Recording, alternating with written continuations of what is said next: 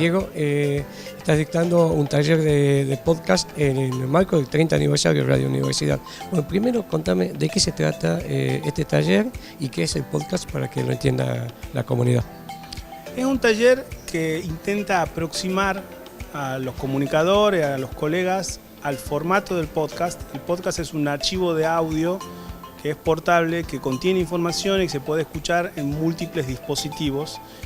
A diferencia de la radio también, el podcast es perenne, no vence, no tiene el vivo de la radio que uno dice algo y ese algo se voló, sino que suele permanecer en el tiempo.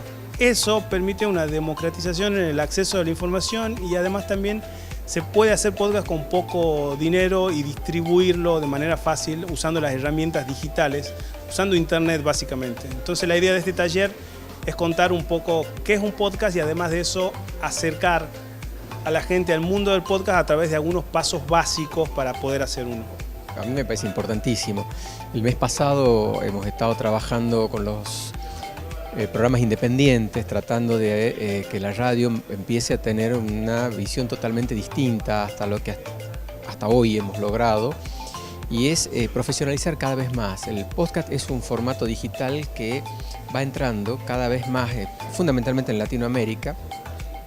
Y te doy un ejemplo, el dueño de Spotify, que no es menor, una empresa internacional como esa, dijo hace un par de semanas que el futuro de Spotify no es la música, son los podcasts.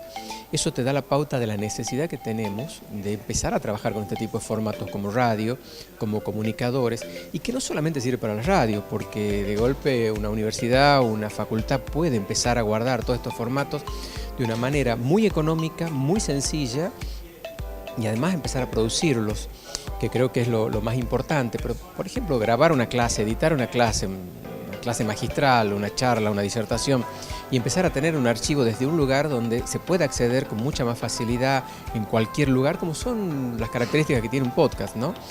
Y esto creo que el apoyo de la gestión, el apoyo del rector, que fundamentalmente que está muy interesado en que la radio crezca, mucho más ahora que tiene 30 años, ha hecho que hagamos este taller y que además lo hagamos abierto, es decir, no se ha cerrado, no se ha hecho invitaciones cerradas en absoluto, sino que al contrario, se ha invitado, han venido de otras radios, incluso han venido directivos de otras radios, para escuchar, muy interesados en este formato, porque acá en Tucumán todavía nadie lo está practicando, nadie está poniendo en función, ¿no?